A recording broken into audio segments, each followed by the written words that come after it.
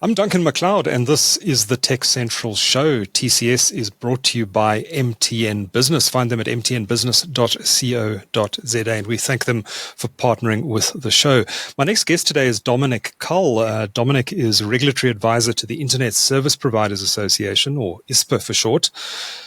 Dominic, I was just trying to think this morning. You've been involved with Ispa for a very long time now. How many years has it been exactly? It will be 20 years next year. So wow. About 80% of Ispa's existence, and I have the grey hair to prove it. You must enjoy your job, though, to keep at it for that long. It's never dull, and the joy is that you keep learning in this industry. So even as someone who's been around for decades, you have engagements with people, and then you need to run off to Google or ChatGPT to understand what they were talking about. And I find that wonderful. Yeah. It never changed. It's always changing, unlike some industries where you're having the same discussions you were having 20 years ago. Yeah, Dominic, it's great to have you on the show. I could as a lawyer be doing wills and estates, Duncan, or conveyancing. So I'm quite grateful. Yes, we could all be doing something much more boring.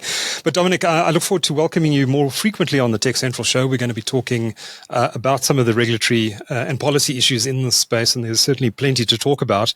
But we're going to talk today specifically about a particularly hot-button topic, which is the issue of the launch or otherwise of Elon Musk's Starlink low Earth orbit satellite broadband internet services in South Africa. The issue has turned into a bit of political football this year. I think it was the DA who slammed the government's BE policies and blaming the ANC government for the failure of Starlink to launch services in South Africa. But I think it should be emphasized that that really is pure conjecture and that we actually don't know what Starlink is planning for this market because they haven't actually said anything. All we do know is that ICASA has previously said that they had a meeting with Starlink representatives. They haven't said what came out of that meeting or whether there have been any subsequent meetings with Starlink representatives about launching in South Africa. Dominic, do we know what the issue is here? We know that if you go to starlink.com/map and have a look at Southern Africa, all of the countries around South Africa now have launch dates between now and I think early 2025. And the notable exception is South Africa, where it says service date unknown at this time. Do we know what's going on? We don't know publicly what's going on, Duncan. So we have politicians politicking as they do and seeking to score points. And I think that put a lot of misinformation out into the public sphere, and the media has jumped onto that and run with it because it fits certain narratives. So we know from Starlink that they regard South Africa as a challenging regulatory environment. It's not as simple as coming in, obtaining the required licenses and kicking off. We do have transformation requirements. We do have licensing requirements. We have type approval requirements that need to be observed. So Starlink from the get-go had categorized jurisdictions according to the ease of entry from a regulatory perspective, and we were unfortunately in the third category, but that is who we are. We then assume that in the public discourse that Starlink is not entering the country because of that 30% HDI, historically disadvantaged individual equity ownership requirement, without any confirmation from them. I know that there's been a lot of talk as well about, even with that 30%, it's not as if you're asking them to give up 30% of Starlink, the international company or the American entity. It would very much be they need to form a local entity, something like a Starlink South Africa Pty Limited, and it would be 30% of that which would be subject to the obligation. So that was the first real bit of misinformation that got out there and that got jumped on. It was that it was ridiculous to be asking for that, but that is not in fact the ask. So Duncan, in the absence of any direct word from Starlink, what we can look at is the gazetted notice that ICASA published last week, setting out its position on the legality of using the Starlink service in South Africa and possessing some of that equipment.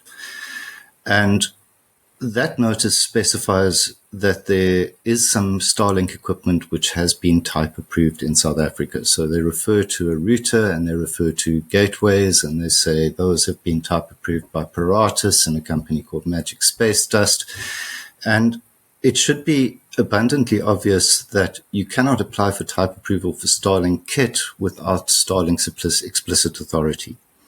So now we have publicly a link to say that Starlink is actually interested in South Africa, to the extent that they have bothered to go and get their core equipment type approved. They wouldn't do that if they didn't have an intention of entering into the South African market. So it's not clear why they haven't done that yet. They're in industry, there are indications that they have made some preparations to enter, aside from the type approval kit.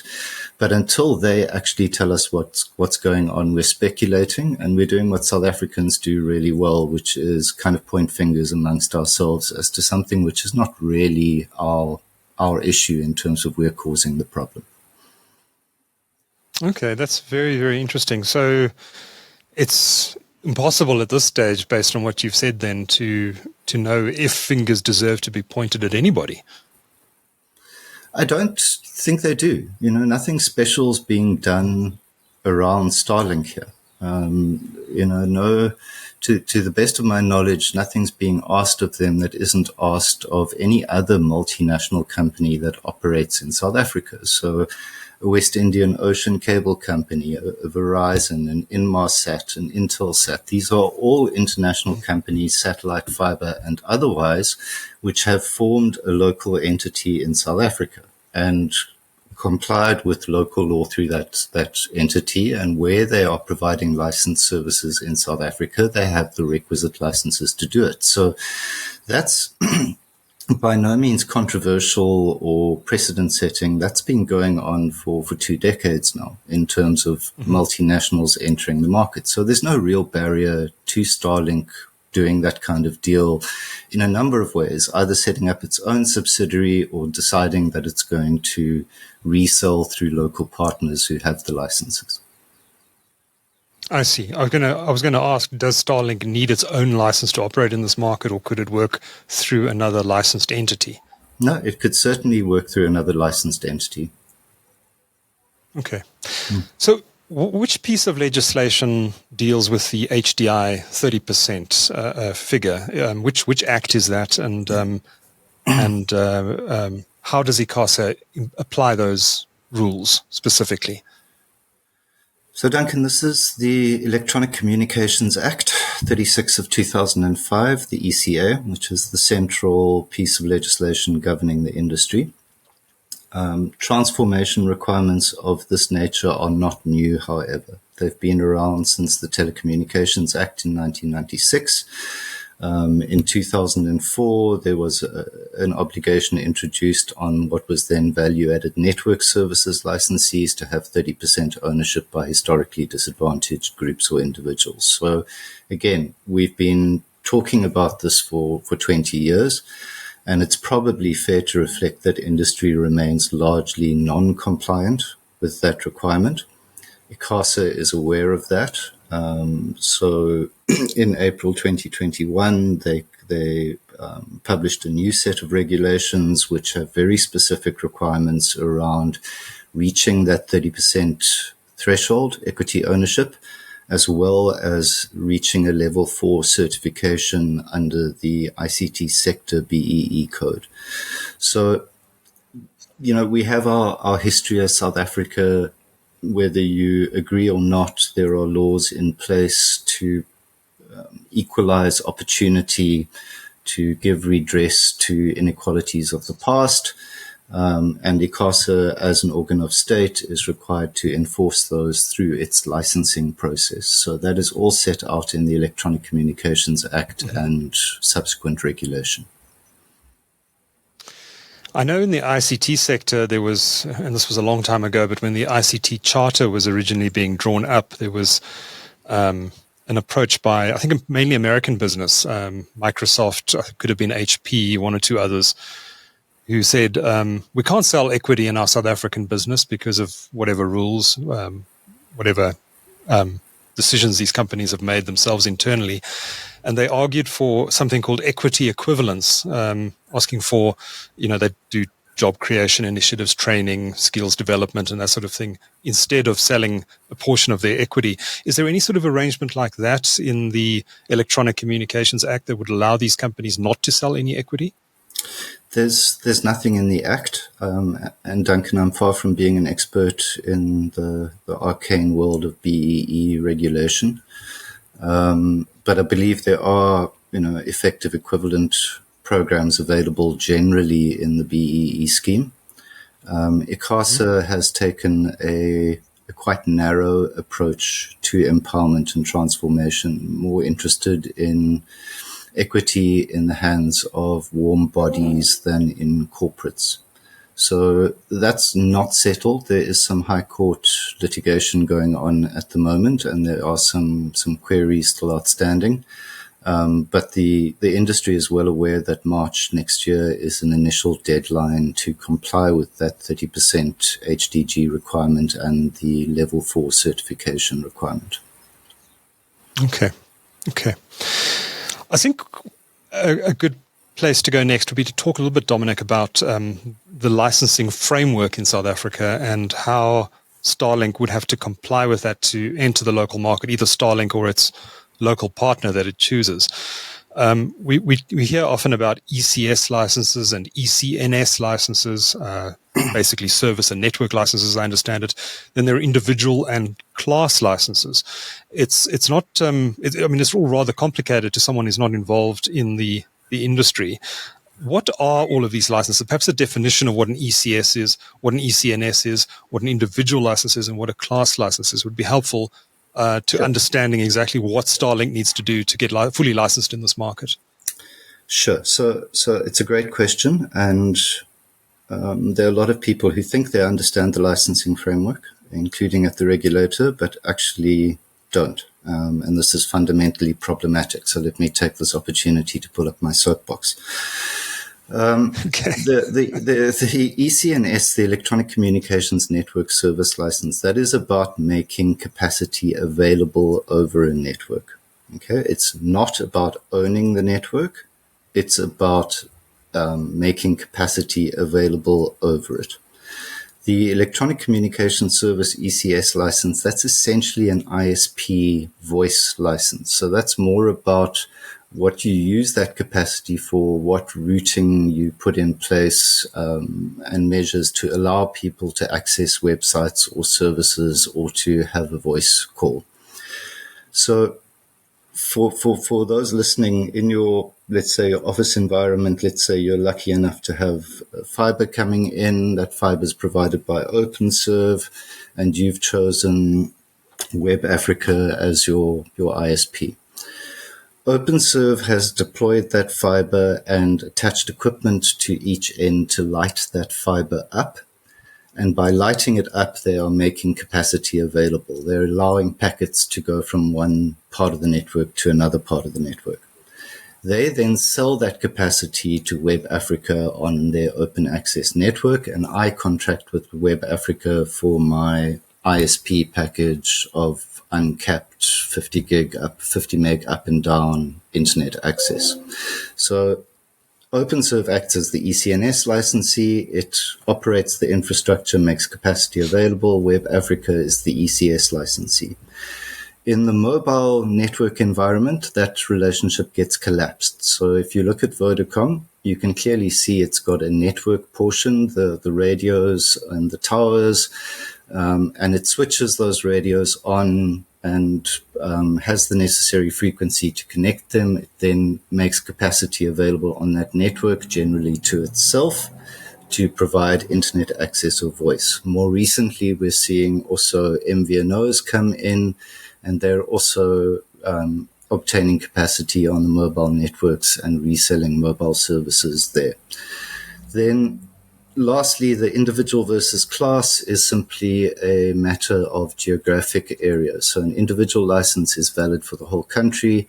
a class license is valid for a municipal area, be that a district municipality or a metropolitan municipality. So if we then go back to Starlink, we say, well, individual or class, well, it's a national service. So I would be able to obtain Starlink wherever I put my equipment down, my kit down. So I'm looking at an individual license. There would need to be spectrum involved in terms of uplink, specific spectrum to uplink to the Starlink constellation. Then you can see that they would have an Earth Gateway station. They'd have live components in terms of connecting up individual users to that core network for backhaul. That is going to be an electronic communications network service. If they are themselves then providing internet access and voice services over that, they will also require the electronic communications service license. So I would say that the licenses they require access to are an individual ECNS and an individual ECS. Plus spectrum. And spectrum. The spectrum is non-problematic in terms of it's inexpensive and readily available. Mm-hmm, mm-hmm. One of the primary primary roles of the regulator is to ensure that there isn't interference between devices and that the spectrum that those devices are using are not causing interference. How much of an issue is interference in the delivery of satellite services? Not a massive issue at all. If you just think about the nature of it, it's straight up and straight down. There's far less scope for interference than with terrestrial wireless communications. And the frequencies that these satellite networks like Starlink uses, that frequency is not the same frequencies that you'd use for mobile telecommunications, for example. These are much higher frequencies, right? They're interleaved with some of the IMT allocations, and where you do in some bands get coexistence between mobile and space, and then there are very specific rules to protect against any harmful interference.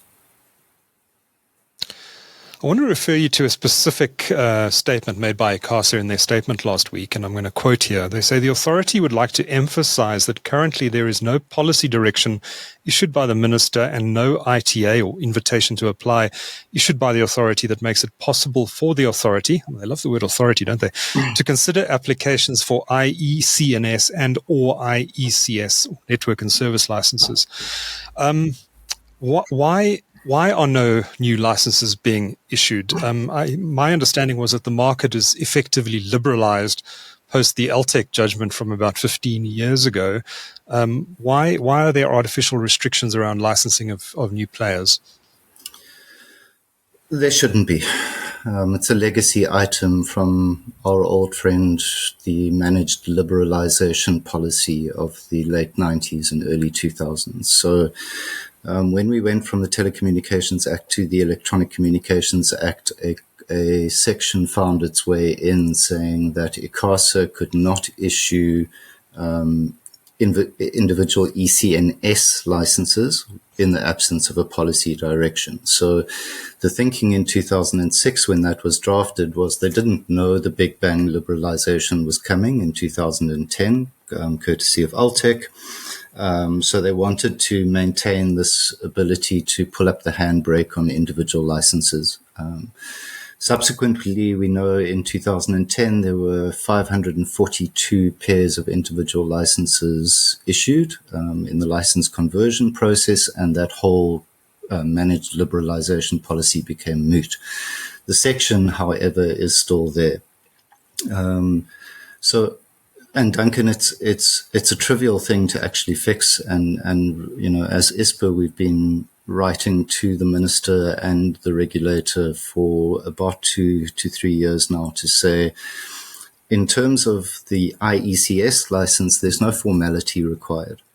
ICASA can simply put up a form, say, this is an application for an individual electronic communication service license. It's going to cost you 50,000 Rand to apply, and these are the requirements. Show us your 30% equity ownership by HDGs, etc., etc.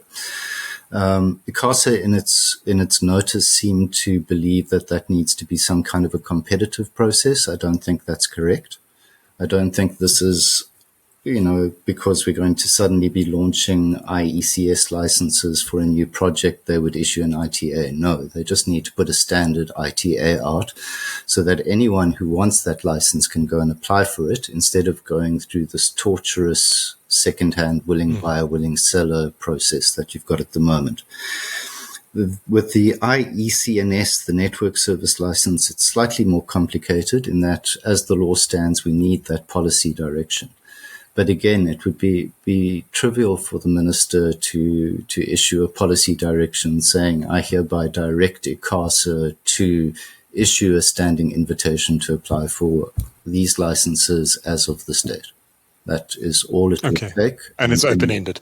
And it's open-ended because, as you rightly point out, there is no leverage here. There's no mileage or value to be gained from restricting access to these licenses. And actually, as Ispa on our road shows to the smaller ISPs, it is a genuine barrier to growth. They cannot afford the 1 million Rand and 8 months it takes to acquire an individual license on the open market. They need an easier way to do that so that they can access national services and numbering, etc., etc. So if Starlink was to come in, they'd have to go through this process of finding someone who owns these licenses and purchase these licenses from them. And there'd have to be some sort of commercial negotiation. Is that correct? Look, there are a number of ways it could be done. There would have to be some commercial negotiation. So they don't necessarily need to buy the licenses. They could, for example, take control of the company that owns the licenses. They could enter into some kind of other arrangement with that company on purely commercial terms without equity. So a number of ways for them to skin that cat. Mm-hmm. Okay. I wanted to draw your attention to one more paragraph that ICASA, or one more thing ICASA said in its statement last week. It said, further to the licensing issue, it said, however, any entity wishing to obtain an ECNS and or IECS license in the absence of a policy directive and or ITA may approach any current IECNS/IECS. There must be a better way of coming up with this terminology than these acronyms. Willing to transfer or part with its individual license. The licensee/transferor must approach the authority to apply for permission to transfer the license. Has ICASA ever said no? Yes. These transactions, like I said, it's either I'm acquiring the license or I'm acquiring control of the licensee. So one high-profile no was Vodacom Neotel some years ago. Okay. Where Vodacom applied for to take control over those licenses, and that was refused on competition and other bases. Right. So, no, It doesn't happen often. Typically, it's a very bureaucratic process. You must have, as the applicant, that 30% ownership when you approach the regulator. You must have a report relating to consumer protection. You must have a report relating to the impact on competition of the transaction. Other than that, it's really just admin. And the majority of these transactions take place at the lower end of the market where there isn't really going to be an impact on competition or consumers. Okay. More recently, we've also more recently seen this with Maziv. That is just an interesting one because ICASA, of course, said we have no difficulties with the CivH Vodacom tie-up transaction. We have no competition concerns. And then subsequently, the Commission turned around and said, well, we absolutely do have concerns. So that's probably an instance where, on reflection, ICASA would think it should have said no. Okay. And on the spectrum licenses, is that a complicated process, or can you simply go to ICASA and say, I'd like to? No. Yeah. Easy to get a spectrum license. Easy, reasonably quick, and inexpensive. Okay. Duncan, if I may also raise something, because I think it's an important part of what we're talking about with Starlink, is of course, where are we going with handset to satellite communications? So Starlink has a model which is retail centric. It likes to sign up consumers in its own name, and it's publicly said, look, they're launching messaging 2024 and they're launching voice and data services direct to consumer in 2025, which is a fascinating thing for the local industry. Vodacom, as you know, has made an announcement of partnering with Amazon's Project Kuiper, and initially their public statements were around that would be very useful in linking rural base stations and providing backhaul from those kind of hard to serve locations. But more recently, they've become far more bullish on the handset to satellite as being the next big thing. MTN, I note, have obtained trial licenses from ICASA for spectrum for handset to satellite on there. So without partnering with anyone, that is also something they're looking at. And it feels like a component of the Starlink conversation that's missing in terms of the potential for that service to disintermediate a lot of South African providers. So, I will have local partners who will provide me with backhaul services, but other than that, I'm essentially taking away from the local market to a foreign player. So from a national economic perspective in terms of revenue, there are challenges with that approach for us as a country. I'm not sure it's something we would welcome. We should be striking better deals than that. And it's a very interesting challenge for the mobile networks and for the ISP community going forward in terms of, well, how do we play with not just Starlink, but this entire range of new LEO services that are going to launch and become available, many of which I think will supersede Starlink. So that's looking forward and saying, well, we're talking about the licensing now, and there's a lot of objection to the requirements. I think industry would be quite supportive of Starlink being subjected to the same requirements as they are, because it is going to be a significant competitor, and that also goes for the other LEO operators.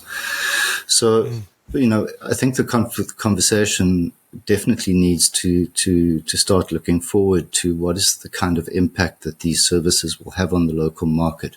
We focused at the moment on an almost euphoric kind of messianic vision of Starlink being able to solve all of South Africa's digital divide and communications problems. That's self-evidently not true. TechCentral's carried a pricing comparison. This is not a cheap service that's available. It's not comparable to what FiberTime and OpenServe and Vumatel Key and MFN are doing in the townships with 5 Rand a gig, etc., or for 5 Rand a day fiber. So just to put that out there, that it would be very interesting to get comments from industry players in terms of where do they see this going? Do we lose out to the LEOs? I can tell you that Ispa has also tried to contact Starlink to say, well, we'd love to engage in some conversation with you about whether we can resell your services and whether we can fit into this value chain that you're proposing going forward. Also, like you, with no response. Interesting. I was going to ask you whether the ISPs are keen to resell this infrastructure like they do Sure. OpenServe, etc. at the moment. Absolutely. That's core business. And if that's something that's coming and is going to take a slice of the pie, then the ISPs want to compete as they do on top of that. We've heard MultiChoice, just to stay with this topic for a moment longer, complain that companies like Netflix, for example, sell their programming in South Africa but are not subjected to the same rules and regulations as traditional broadcasters. is this a similar sort of situation where potentially someone like a Starlink could come in and sell services directly to end users in South Africa and bypass all of the regulations that companies like Vodacom and Telkom have to be subjected to? It is a comparison. What you will find in that broadcasting audiovisual space, though, is that there is a movement to address that. So firstly, Netflix and Disney Plus no longer get a free ride from the Film and Publication Board. They are required to register. They're required to put up the little yellow triangles telling us, what kind of content we are going to be viewing. So they've been brought into that online content regulation that the FPB is doing. The Department of Communications is finalizing an audio and audio-visual content white paper at the moment. And that is a long overdue look at this entire industry and saying, calling it broadcasting is not accurate anymore, because we have this new mode of delivery over IP. We have these, the Netflixes, the Disney Pluses. So we need a new categorization. So what they're proposing is they would introduce an audio visual license as the top level, and subcategories of that would be traditional linear broadcasting as we know it, as well as IPTV and video on demand.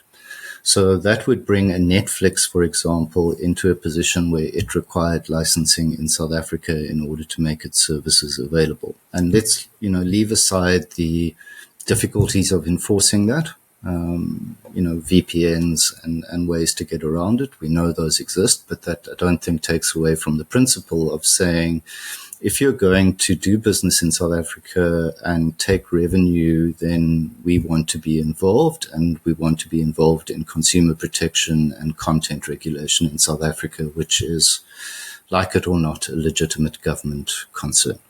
So Duncan, yes, you can draw comparisons, but MultiChoice's complaint is being addressed. It's going to take some time, but even the Googles of this world might be drawn into that licensing framework in terms of a category called video sharing platform services. So TikToks, Googles would require a license exemption, and that would just be to put certain consumer protection, child protection measures in place. Okay. I wanted to just deal with the last part of the ICASA licensing process, and that's around what they term type approval. This is to do with approving for sale a certain electronic equipment in South Africa. I believe anything that has a communications chip or antenna inside it has to be looked at in some way by ICASA. Is this a self-regulating issue in that companies will say, well, we comply with these rules and these are the frequencies we use? Or does every piece of equipment that comes into South Africa have to be looked at by an engineer or a technician at ICASA to determine whether it is in fact using those frequencies? So it does. The own type approval is old school telecoms regulation, and you'll find it in every country in the world. So we've got a fairly standard regime. It's one of the things ICASA actually does reasonably well. It's got an online portal.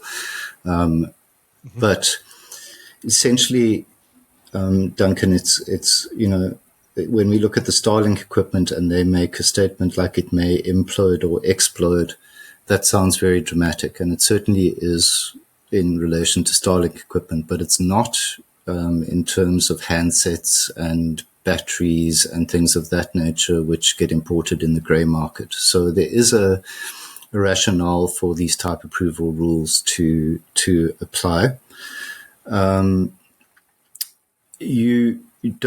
It's not scrutinized by ICASA. So with a certain piece of equipment, you have associated standards. It's your responsibility as the OEM, the original equipment manufacturer, or the distributor to go to a test house or test laboratory and have the necessary testing done to show that that equipment can be operated safely, or if it's radio frequency RF equipment to show that it's not giving harmful emissions and that it operates within set parameters. So you would bring those test reports to ICASA, they would scrutinize those as opposed to the actual kit and taking it apart. So it's a reasonably quick process. Okay. You get a simple procedure and you get a complicated procedure. The simple one, it's a matter of weeks. Mm-hmm. Okay. Then lastly, I'd like to just chat a little bit about the reports that thousands of these Starlink terminals have already entered the South African market and are in fact being used here already. I guess the first question is, how are they getting in? Presumably from our neighboring countries. Does the South African Revenue Service not inspect the stuff at the ports of entry and confiscate anything that's not been approved, deem it as contraband? Is there anything like that happens? I mean, how do you think this equipment is actually getting into the country? I have no specific insights. I mean, you've just outlined the great South African distinction between theory and practice. So in theory, no, they shouldn't be getting in. In practice, it's all too easy. And I mean, it's not a large piece of kit to stick in the boot of your car or, if an ISP is bringing in bulk, that's not really difficult to do. But the equipment that's not type approved shouldn't be in anyone's possession in South Africa. Duncan, it's interesting wording they used. It's not, despite the frequent references to being the authority, they're not saying thou shalt not. They say we encourage South Africans not to use this equipment. So that's a very interesting word. It's not saying you're prohibited and the full force of the law will apply. It's kind of this encouragement towards not using non-type approved equipment. If you're in that position and you're getting the service, well, again, your chances of being apprehended for any potential crime or having the equipment confiscated are close to zero. That doesn't have to say as a lawyer, that doesn't make it right. But and I would anticipate that, maybe a way to close this off is to say that I think Starlink, if it makes the executive decision, could be up and running in South Africa long before the launch dates predicted for neighboring countries. Oh, interesting. So watch this space. Dominic Cull is Regulatory Advisor to the Internet Service Providers Association. Thanks for clarifying what is a fairly complex issue, and thanks for sharing your insights with TechCentral today. It's much appreciated. Pleasure. Thank you, Duncan.